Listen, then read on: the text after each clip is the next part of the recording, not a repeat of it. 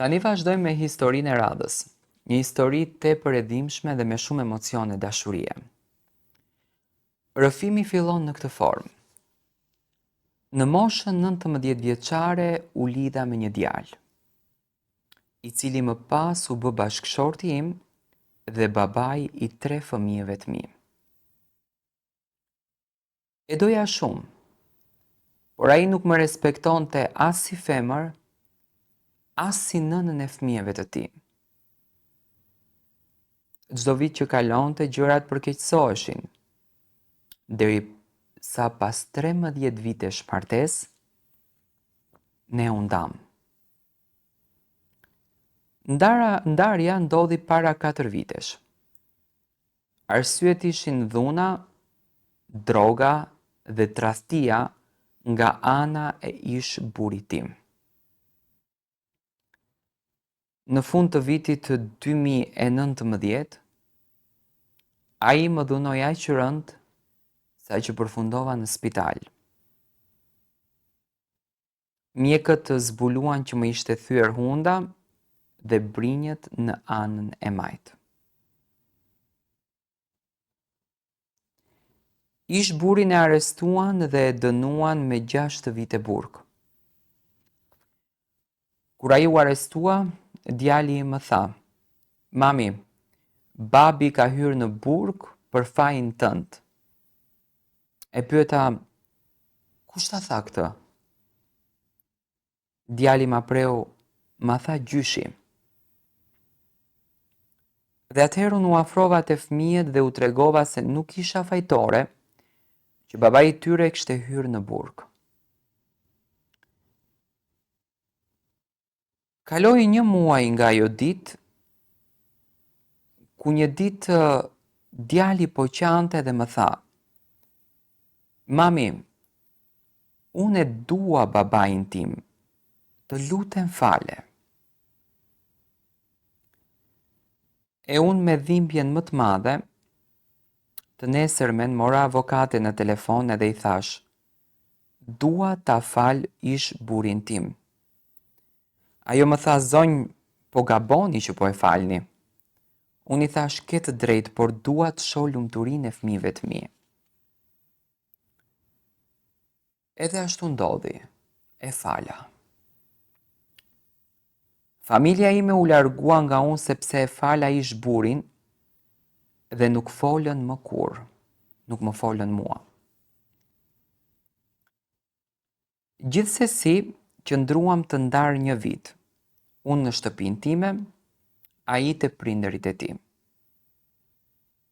Dhe më pas u rikthyem bashk në vitin 2021, për hir të fëmijëve. Shpresoja që ai do të kishte ndryshuar, që fëmijët e mi do të më kishin tashmë një baba si të gjithë të tjerët. Por gjërat nuk kishin ndryshuar fare. Ai rifilloi dhunën. Dilte çdo natë, kthehej në orën 4 të mëngjesit. E pyesja se ku kishte qenë. Dhe ai më përgjigjej me dhunë. Më qëllonte. Nuk e kuptoja pse ma bënte këtë. Thosha me veten, unë po iki në punë, vi në shtëpi, bëj punët, bëj pazaret, rris 3 fëmijë. Pse më trajton kështu? Një ditë i kërkova fjalkalimin e telefonit, por nuk ma dha.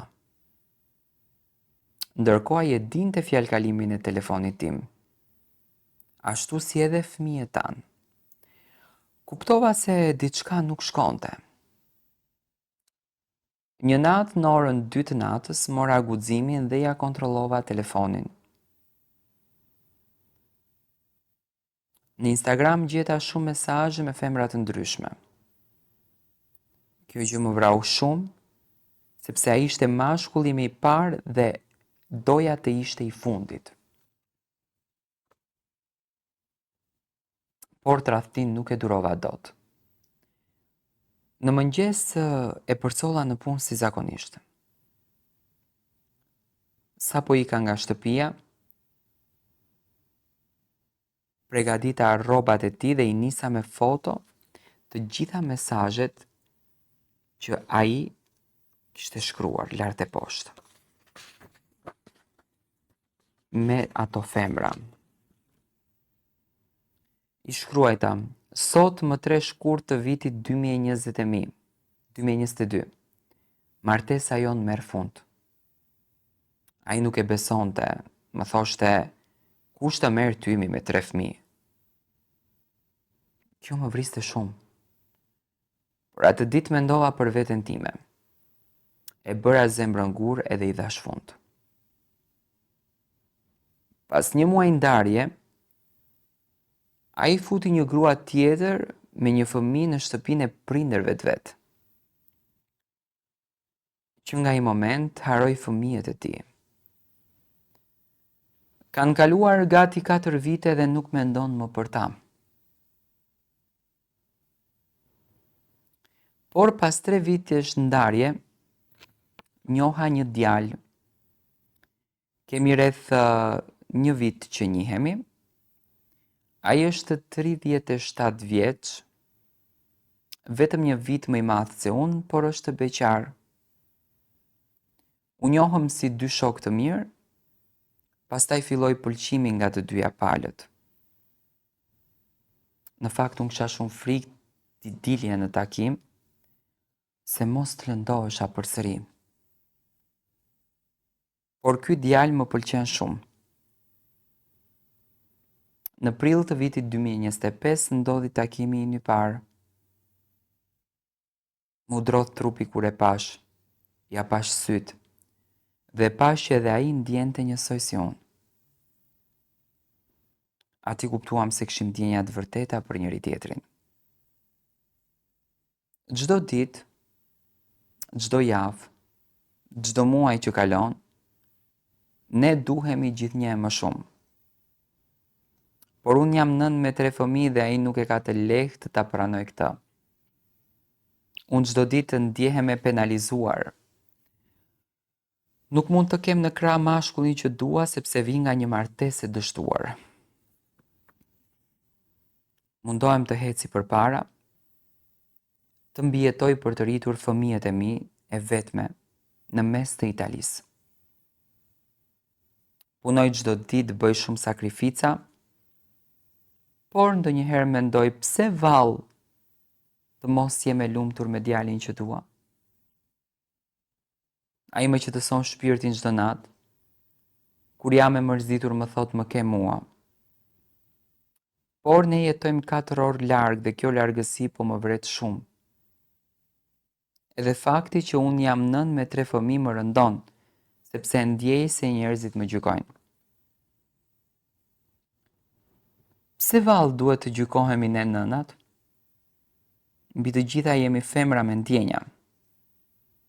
Unë këtë djalë dua shumë, I kam bërë edhe një tatuazh anglisht ku shkruhet: të dua më shumë se jetën time.